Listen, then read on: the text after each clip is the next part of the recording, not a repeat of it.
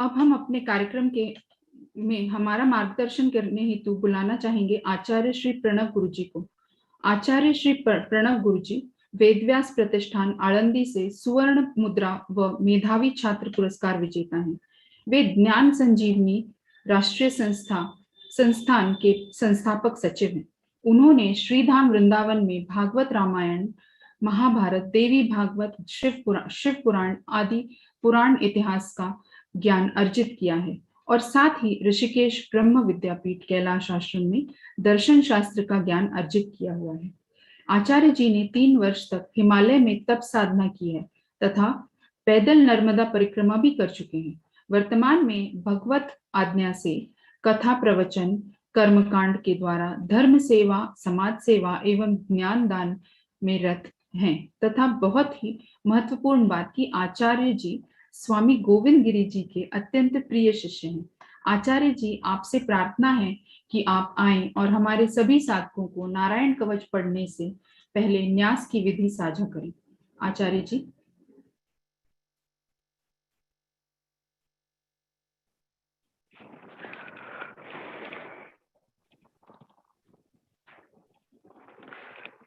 हरिओम, श्री गणेशाय नमः।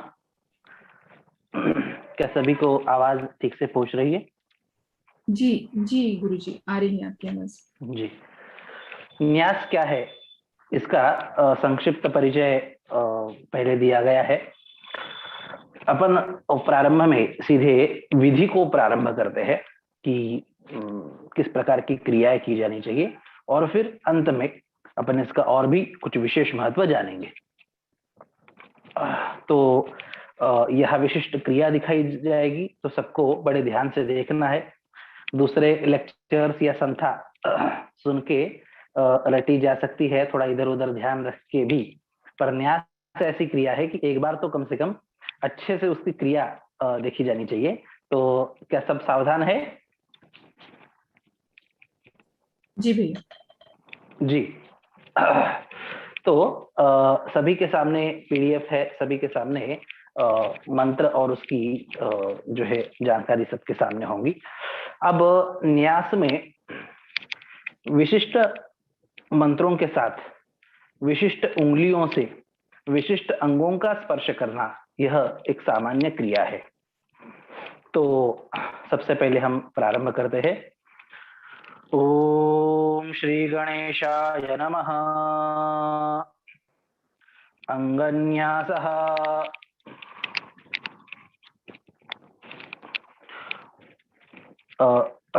दाहिने हाथ की अब यह कुछ पारिभाषिक संस्कृत नाम है, उसे भी पहले मैं आपको समझाना चाहूंगा।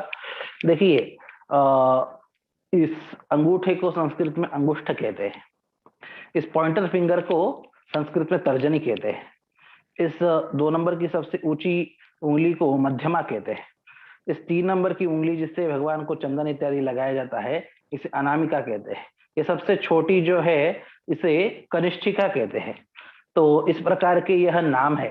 तो आपके सामने जो किताब पीडीएफ जो भी रखी है, तो उसमें यह नाम आएंगे, तर्जनी, मध्यमा, अनामिका, कनिष्ठिका इत्यादि। तो उन नामों से आपको कौन सी उंगली है ये समझ में आना चाहिए, इसलिए प्रारंभिक परिचय दिया गया।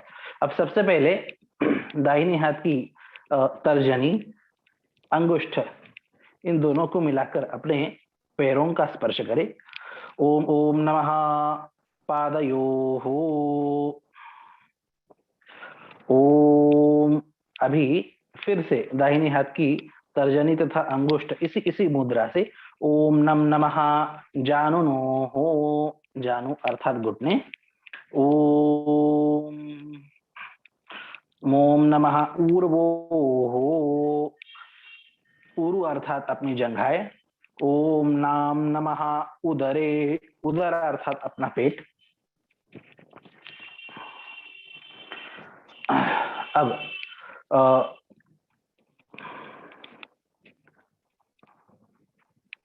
देखिए, अब जो है अभी मुद्रा बदली है अंगूठों की, तो अभी मध्यमा और अनामिका और तर्जनी, इन तीनों के इस प्रकार की मुद्रा से हृदय का स्पर्श करना है। ओम राम नमः हृदि। ओम उसी मुद्रा से ओम यम नमः पुरसी। अब इसमें समझने वाली बात यह है कि हृदय और उर इस प्रकार के दो शब्द आए हैं, तो हृदय के लिए नीचे स्पर्श कर सकते हैं और उरसी के लिए ऊपर स्पर्श कर सकते हैं। तो हृदय और छाती इस प्रकार का दोनों लगभग समानांतर शब्द है, तो हृदय के लिए नीचे और उरसी के लिए ऊपर इस प्रकार का स्पर्श कर सकते हैं। अब तर्जनी और अंगूठा इस प्रकार की मुद्रा से मुख का स्पर्श करें। ओम नाम नमः मुखे। अभी इस बात को न्यासों में हमेशा ध्यान रखना है, केवल नारायण कवच के न्यासों की बात नहीं है। हर न्यास में जब हम पैर का स्पर्श करते हैं, जब हम मुख का स्पर्श करते हैं, कई कई न्यासों में नासिका का स्पर्श है, कई कई न्यासों में दांतों का स्पर्श है। जैसे अभी पिछले न्यासों का परिचय देने वाली जो है आदरणीय ने कहा कि षोड़ा न्यास होते हैं और उसके बाद एकादश न्यास होते हैं या अन्य कई न्यास होते हैं, तो उनमें होठों का स्पर्श है, दांतों का स्पर्श है। तो विशिष्ट अंगों का स्पर्श होने के बाद अपने हाथों को बार बार जल से धोया जाना चाहिए। अब जैसे मुख का हमने स्पर्श किया, तो मुख का स्पर्श करने के बाद जो है जल से अपना हाथ धोया जाना चाहिए।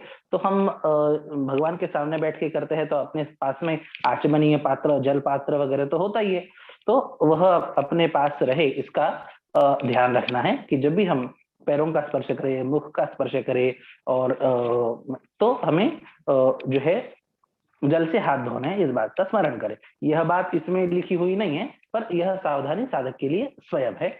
यह एक सामान्य नियम है उपासना शास्त्र का। फिर उसके बाद तर्जनी और मध्यमा के संयोग से शिर का स्पर्श करें। ओम यम नमः शिरसी। तो यह हो गए अंगन न्यास, विविध अंगों में न्यास। न्यास अर्थात उन तत्वों की, मातृकाओं की, शक्तियों की प्रतिष्ठा। अभी करण न्यास है, मतलब अपने हाथों की शुद्धि। तो अब देखिए, अब दाहिने अंगूठे से दाहिने तर्जनी का स्पर्श करना है। तर्जनी अर्थात ये ओम ओम नमः दक्षिण तर्जन्याम। सभी को आवाज आ रही है ठीक से? जी भैया। आवाज आ रही है सबको ठीक से? जी जी ठीक। ओम ओम नमः दक्षिण तर्जन्याम। ओम नम नमः दक्षिण मध्यमायाम। ओम मोम नमः दक्षिण अनामिकायाम। ओम भम नमः दक्षिण कनिष्ठिकायाम। ओम अभी बाएं हाथ के ओम गम नमः वाम कनिष्ठिकायाम। ओम वम नमः वाम अनामिकायाम। ओम तेन नमः वाम मध्यमायाम।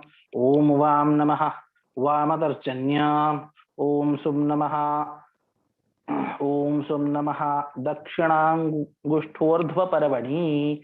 अभी दाहिने हाथ की चारों उंगलियों से अंगूठे के ऊपर के भाग का स्पर्श करना है। ओम सुम नमः दक्षिणांगुष्ठोर्ध्व परवणी। ओम देन नमः दक्षिणांगुष्ठाधा परवणी। उन्हीं चारों अंगुलियों से दक्षिण हाथ के जो है नीचे के भाग का स्पर्श करना है अंगूठे के।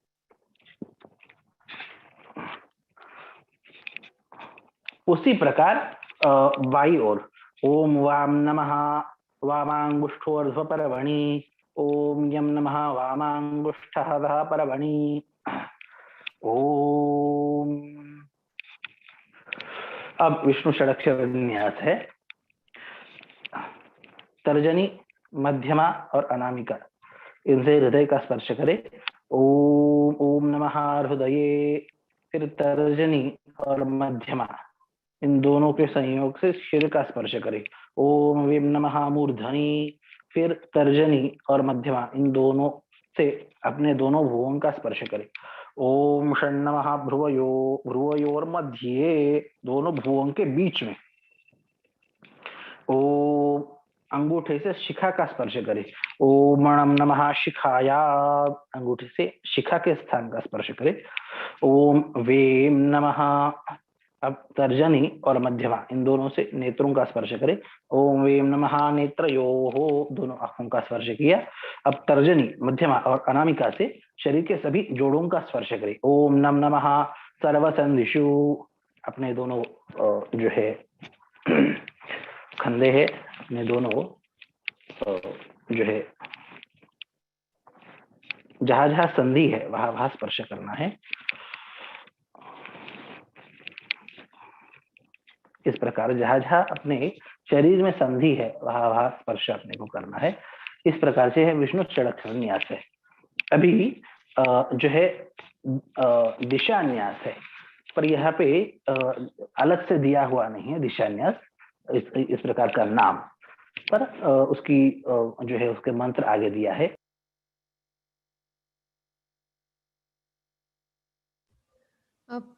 प्रणव जी म्यूट हो गए आप।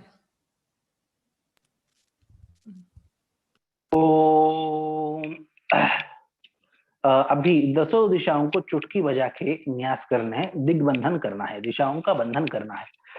तो कि किसी भी दिशा से कोई अनिष्टकारी जो है वृत्ति, अनिष्टकारी आज के भाषा में कहना हो तो वाइब्रेशंस अपने ऊपर हावी ना हो।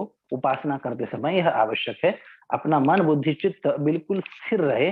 इसलिए सभी दिशाओं से, सभी दिशाएं हमारे लिए शुभ रहे, सभी दिशाओं से सकारात्मक वृत्ति, सकारात्मक बुद्धि यह हमें प्राप्त हो, इसलिए जो है दिशाओं का बंधन किया जाता है। दिशाओं से हमें भौतिक विघ्न भी ना आए और मानसिक बौद्धिक विघ्न भी ना आए, यह दिशाओं के न्यास करने का प्रयोजन होता है। अब दसों दिशाओं का क्रम वही है जो सामान्य तौर पे होता है। सबसे पहले पूर्व, फिर आग्नेय, फिर दक्षिण, फिर नैऋत्य, फिर पश्चिम, फिर वायव्य, फिर उत्तर, फिर ईशान्य, फिर ऊर्ध्व अर्थात ऊपर, और फिर नीचे। इस प्रकार से दसों दिशाओं का क्रम है। तो आप देख सकते हैं। ओम महा अस्त्राय फट प्राच्याम, ओम महा अस्त्राय फट आग्नेयाम, ओम महा अस्त्राय फट दक्षिणस्याम, ओम महा अस्त्राय फट नैऋत्ये, ओम महा अस्त्राय फट प्रतीच्याम, ओम महा अस्त्राय फट वायव्ये, ओम महा अस्त्राय फट उदीच्याम, ओम महा अस्त्राय फट ईशान्याम, ओम महा अस्त्राय फट ऊर्ध्वायाम, ओम महा अस्त्राय फट अधरायाम। इस प्रकार से यह दिशाओं के न्यास हुए, और फिर जो है यह नारायण कवच के न्यास संपन्न होते हैं। न्यास संपन्न होने के बाद सबसे सामान्य नियम यह है कि भगवान का ध्यान किया जाए, और फिर ध्यान करके फिर किसी भी स्तोत्र को, किसी भी जप को, किसी भी अनुष्ठान को प्रारंभ किया जाए, यह नियम है। अभी यह अथ ध्यानम इस प्रकार से यह नहीं लिया न्यासों के बाद, पर मैं आपको कुल मिला के सभी सामान्य नियम न्यास के या उपासना के यह समझा रहा हूं। तो न्यास होने के बाद कुछ क्षण भगवान के स्वरूप का ध्यान करें, और फिर उसके बाद कवच के स्तोत्र का प्रारंभ करें, उसके पाठ का।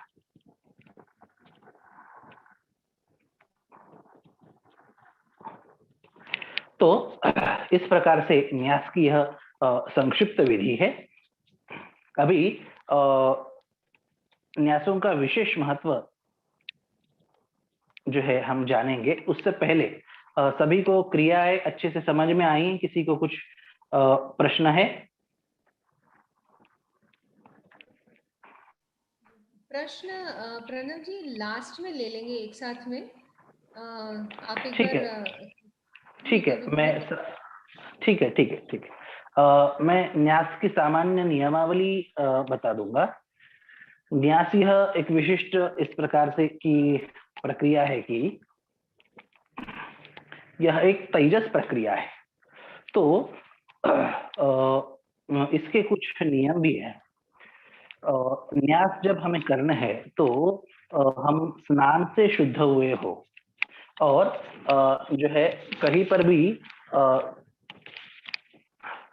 सामान्य चीजों का स्पर्श यह हमसे न हुआ हो। जिस प्रकार से हमारे सामान्य वस्त्र अलग होते हैं, और हम भगवान की पूजा के लिए जब बैठते हैं तो उसके वस्त्र अलग होते हैं। तो जो है स्नान होने के बाद विशिष्ट पीताम्बरी है या और किन्हीं विशेष भगवान की पूजा जिन वस्त्रों पे हम करते हैं उन वस्त्रों में स्थित होकर न्यास किए जाए। मूलतः अब नारायण कवच की बात है तो यहाँ पे बताना बहुत आवश्यक है कि विधिवत द्वादशाक्षर मंत्र की दीक्षा से जो संपन्न है तो उसके लिए न्यास का यह विशेष विधान बताया है। तो जो है साधक है अपने भागवत रसिक परिवार के, तो उनसे अनुरोध करूंगा कि विधिवत द्वादशाक्षर मंत्र की दीक्षा प्राप्त करें तो इसका विशेष अनुभव आपको, विशेष इसकी प्रचिति प्रत्यक्षीकरण, इसकी अनुभूति आपको होने में सहायता होगी। न्यास करते समय इस बात का ध्यान रखना चाहिए कि अपनी शरीर शुद्धि बिल्कुल होनी चाहिए। शरीर की अशुद्ध अवस्था में न्यास इत्यादि नहीं किए जाते।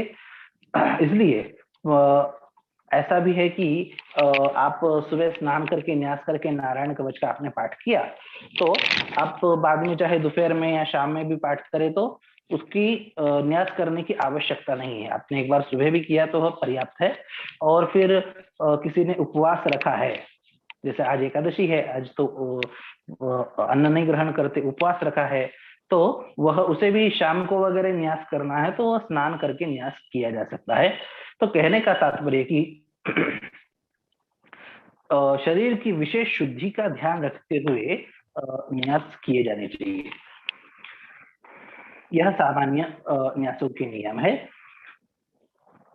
अभी जो है अलग अलग न्यासों का मैं प्रयोजन थोड़ा आपके सामने रखूंगा। अंग न्यास अपने अंगों की शुद्धि के लिए है। हम विविध मंत्रों से अपने शरीर के विविध अवयवों का, अंगों का स्पर्श करते हैं। वहां हम उन अलग अलग अक्षर मात्रिका तत्व शक्तियों को प्रतिष्ठापित करते हैं। सबसे पहले यह समझना आवश्यक है कि अब यह प्रश्न हो सकता है, खास करके आधुनिक स्कूल कॉलेज में पढ़ने वाले छात्रों को, विद्यार्थियों को, कि कुछ अक्षर पढ़ के शरीर का स्पर्श करने से शक्तियां प्रतिष्ठापित होती है क्या? यह प्रश्न हो सकता है। सबसे पहले यह विज्ञान समझना आवश्यक है, यह फिलॉसफी, यह दर्शन समझना आवश्यक है कि सनातन धर्म में अपनी जो देवनागरी लिपि है यह केवल कोई व्यवहार की लिपि नहीं है, अपितु यह परमात्मा की दिव्य शक्ति है, देवनागरी लिपि यह भी। और इसलिए उसका एक एक अक्षर मंत्र है। देवनागरी लिपि में मंत्र है ऐसी बात नहीं है। देवनागरी लिपि का एक एक अक्षर ही अपने आप में मंत्र है। और मंत्र है, जब कभी प्राण प्रतिष्ठा इत्यादि विशेष विधि होते हैं तो एक एक अक्षरों से आहुति दी जाती है। ओम अम नमः स्वाहा, ओम आम नमः स्वाहा, ओम ईम नमः स्वाहा, ओम ईम नमः स्वाहा, ओम ऊम नमः स्वाहा, ओम ऊम नमः स्वाहा इत्यादि प्रकार से। तो एक एक अक्षर से क्यों आहुति दी जाती है? क्योंकि एक एक अक्षर अपने आप में मंत्र है, इसलिए एक एक अक्षर से आहुति दी जाती है। आप अलग, अब ये नारायण कवच की बात है, आप अलग मात्रिका न्यासों में जब जाएंगे तब आपको ध्यान में आएगा कि हर एक अ से लेके ज्ञ तक सभी अक्षरों के न्यास एक एक अपने शरीर के अंगों में है। तो जो है एक एक अक्षर अपने आप में मंत्र है। और मंत्र में कुछ तत्व शक्तियां होती है। नाद में मंत्र है तो उसका जो है कुछ नाद है, और हर नाद में कुछ विशिष्ट स्पंदन, कुछ विशिष्ट शक्तियां होती है। तो उन शक्तियों को अंगों में स्थापित करने की प्रक्रिया का नाम है न्यास। तो अब ये तो सामान्य बात है, ये तो सामान्य क्रिया आपको यह समझाई जा रही है। पर विशेष बात ऐसी कि एक एक अक्षर का भी अर्थ है। हमारे सनातन धर्म में एक एक अक्षर का भी अर्थ है। अभी आप अंगन न्यास जब शुरू करते हैं तो सबसे पहले ओम ओम नमः पादयोः इस प्रकार से आता है। तो अब आप देखेंगे तो अंगन न्यासों में द्वादशाक्षर मंत्र का एक एक अक्षर लेके न्यास किए गए हैं। आप यदि सीधे पढ़ेंगे तो आपको वो द्वादशाक्षर मंत्र ध्यान में आएगा। सबसे पहले ओम नमः पादयोः, ओम नम नमः जानुनोः, ओम मोम नमः ऊर्वोः, ओम नाम नमः उदरे। तो उसमें एक एक अक्षर ओम नमो भगवते, ओम नमो नारायणाय, इस प्रकार से इस जो है मंत्र के एक एक अक्षर को लेके न्यास हो रहे। अंगन न्यास जो है वो ओम नमो नारायणाय, इस प्रकार से एक एक अक्षर को लेके एक एक उस अक्षर शक्ति को, उस नाद शक्ति को अपने अंगों में प्रतिष्ठापित किया जा रहा है। और फिर करण न्यास की जो जहां तक बात है, उसे आप यदि सीधे पढ़ेंगे उस अक्षरों को, तो वहां पे जो है आपको ध्यान में आएगा कि द्वादशाक्षर मंत्र से करण न्यास किए जा रहे हैं। ओम ओम नमः दक्षिण तर्जन्याम, ओम नम नमः दक्षिण मध्यमायाम, ओम ओम नमः दक्षिण अनामिकायाम, ओम हम नमः दक्षिण कनिष्ठिकायाम।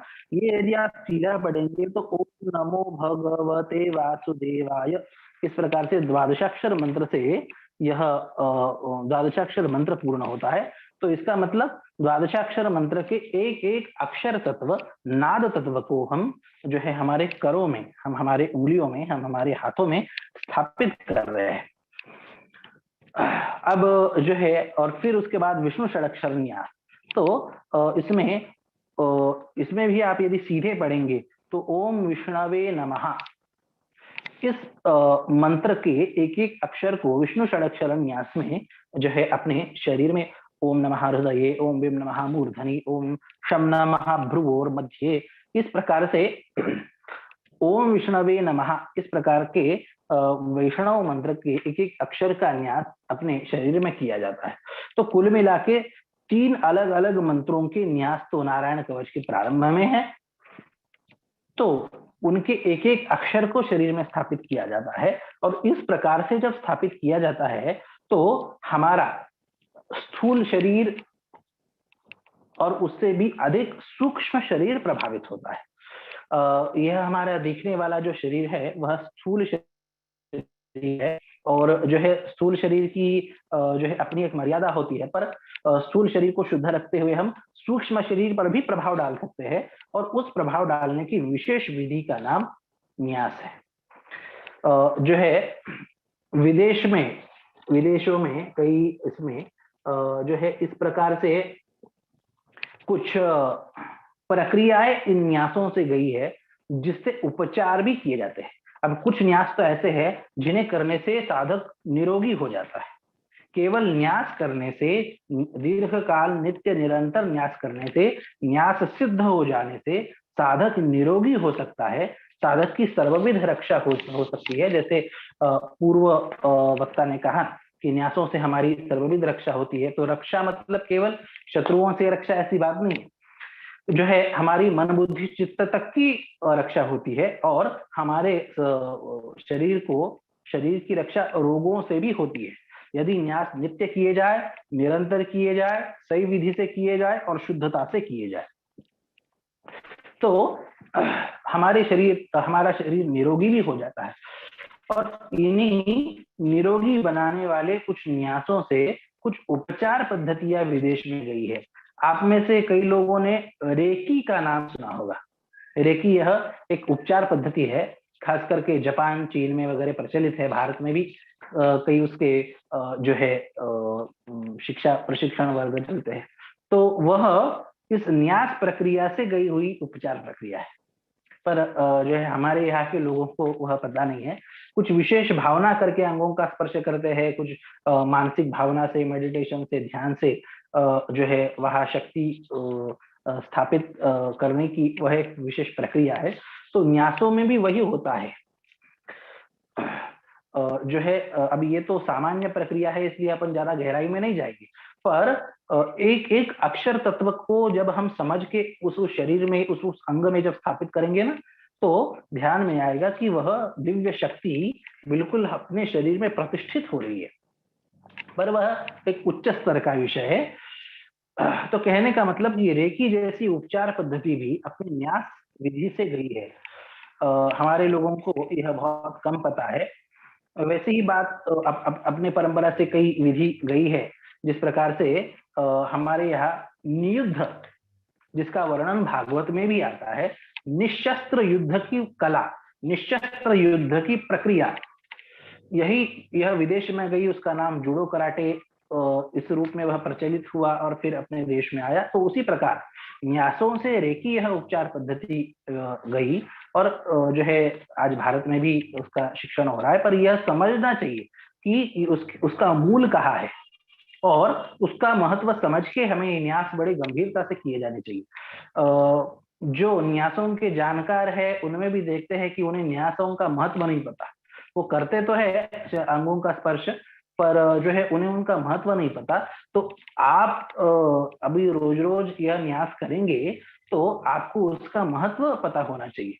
न्यासों से शरीर इतना दिव्य हो जाता है, इतना शक्तिशाली हो जाता है, इतना प्रभाववान हो जाता है, शरीर का पूरा ऑरा बदल जाता है, शरीर का ऑरा प्रभावित हो जाता है। केवल कुछ बिना बोले, कुछ बिना किए आपके शरीर का ऑरा किसी को आकर्षित कर सकता है, किसी और को प्रभावित कर सकता है। यह शक्ति न्यास आपको प्रदान करते हैं।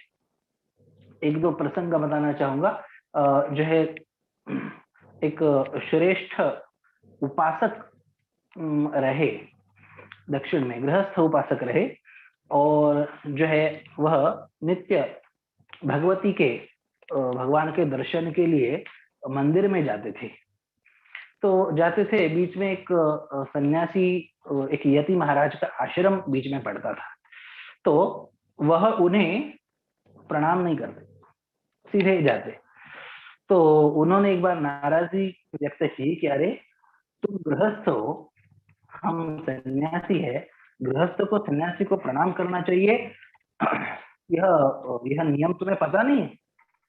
तो उन्होंने कहा आपकी बात बिल्कुल सही है महाराज, पर मैं न्यस्त भाव में, मतलब न्यास किए हुए, न्यास प्रतिष्ठित होते किए हुए भाव में मैं जो है भगवान के दर्शन के लिए जाता हूँ। और उस समय मेरा शरीर विशिष्ट प्रभाव से युक्त होता है। और एक सामान्य नियम है कि बताए या न बताए, पर न्यास का महत्व आपको केवल समझ में आ जाए, इसलिए मैं स्पर्श कर देता हूँ। तो शरीर इतना दिव्य हो जाता है, शरीर इतना प्रभावशील हो जाता है कि अपने से कम सामर्थ्यशाली किसी तत्व का, किसी चीज का यदि उसे प्रणाम भी किया जाए तो, और यदि सामने वाली चीज उतनी सामर्थ्यशील नहीं कि उसका प्रणाम ग्रहण न करे, तो उस सामने वाले व्यक्ति का या चीज का अनिष्ट हो सकता है।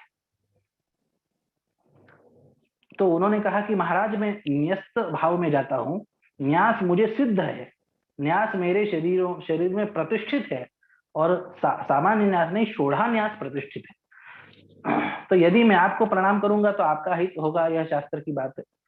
तो उन्हें तो यह बात जची नहीं, कुछ कह के टाल रहा है ऐसा लगा। उन्होंने कहा कि महाराज आप दंडी सन्यासी है, आप आपका दंड बाजू में रखिए।